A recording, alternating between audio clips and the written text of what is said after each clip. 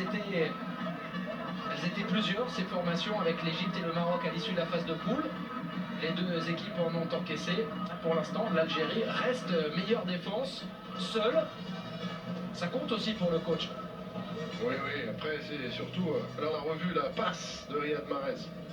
Pour une fois, ce sont des détails peut-être, certainement qu'on ne le voit pas aussi clairement, mais cette passe de Riyad Mahrez, elle est dans le bon timing, elle est bien dosée, elle permet à Youssef Attal de jouer en une touche.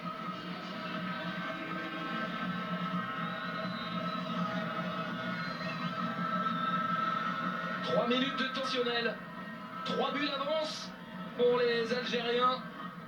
La tête déjà à la fête, la tête peut-être tout déjà à la prochaine rencontre à Suez, jeudi à 18 h. Ce sera face au Mali ou face à la Côte d'Ivoire. Mali d'Ivoire à suivre demain à 18 h avec Xavier Domergue et avec Brahim Thiam au commentaire. Avant la rencontre de 21 h, Ghana-Tunisie.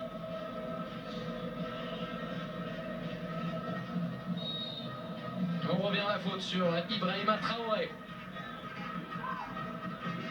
Est-ce que la Guinée sera sans regret d'après vous, Bruno? Battue par plus forte qu'elle aujourd'hui?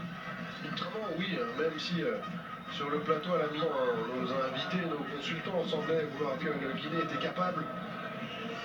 On n'a jamais véritablement senti les Guinéens en mesure de venir durablement mettre à mal cette défense algérienne. Là, avec la frappe, c'est détourné. Madi Camara. C'est vraiment les derniers feux. On n'a pas senti de ce non plus de la part des Algériens. Qui continuent à attaquer avec Adamounas. Ils sont trois aux abords de la surface. Côté gauche pour tenter de trouver Andy Delors. C'est récupéré par la Guinée. Voilà, c'est dommage, ça ressemblait un peu au contre que Adamounas avait eu en fin de match contre la Tanzanie, en dernier match de poule. Il était lancé que sur le côté droit, attention. Ce ballon d'Ernest Seka dans la profondeur, mais Mboli est encore là devant Keita. Il y a des soirs où ça ne veut pas sourire.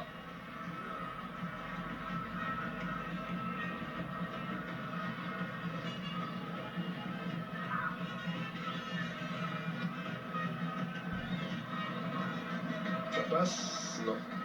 Ça a pu passer, mais ça ne passe pas. 40 secondes encore à jouer. On n'a pas vu, ils se sont percutés l'un l'autre. C'était spectaculaire. Avec Benami à terre, le défenseur à l'Algérien, il va vite se remettre. Et d'ici 15-20 secondes, il sera parmi ses partenaires à fêter ce beau succès. Cette victoire probante pour l'Algérie. Les guerriers du désert qui ont fait le job et même mieux que cela.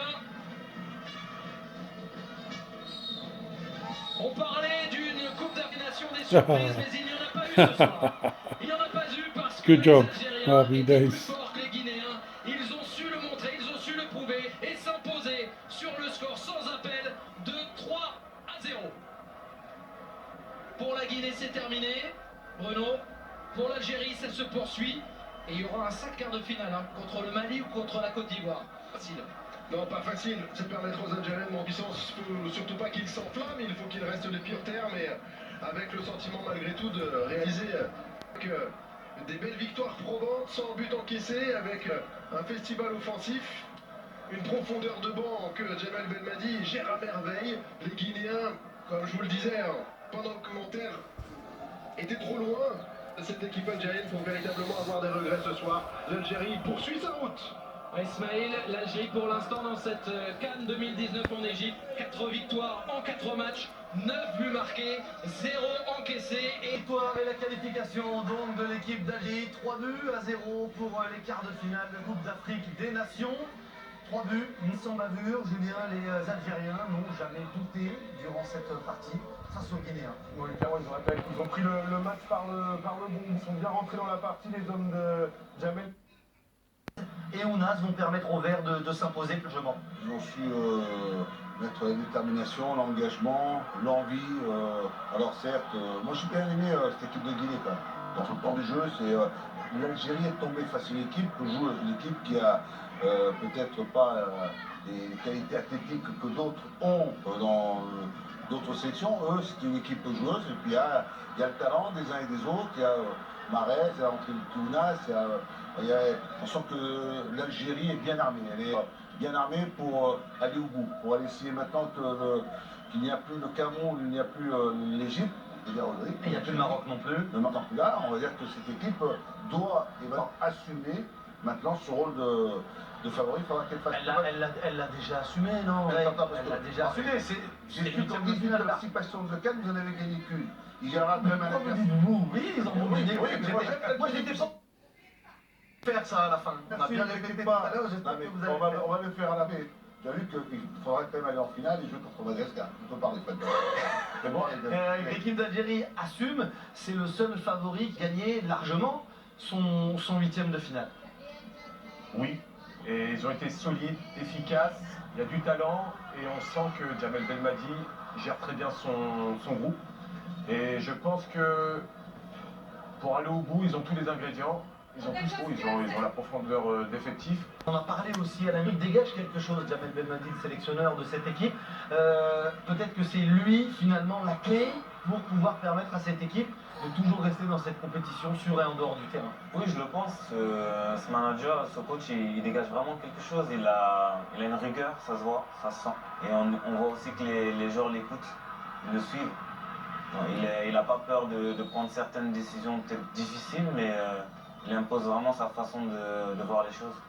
Donc, je pense que c'est une bonne chose pour une équipe aussi talentueuse. Ce que j'aime chez Djamel, on le sent. Vous l'avez connu, hein? Je le sens, mais bon, il a pris ses Greg aussi. Ah oui, il a acquis une expérience, il a entraîné une méthode, une mise en place, une équipe. Bon, il y a aussi, c'est très bien, Ismaël, que l'Algérie n'a pas participé à la Coupe du Monde. Tu sais, l'Algérie était une de ces équipes qu'on attendait, qu'on voulait voir, parce qu'on le sait, chaque année, l'Algérie a des talents, des garçons qui peuvent jouer une grande compétition. Et là, je pense qu'ils sont avec Djamel. Je pense que sur le plan mental, tu sais, dans une compétition comme celle-là, il faut être costaud mentalement, psychologiquement.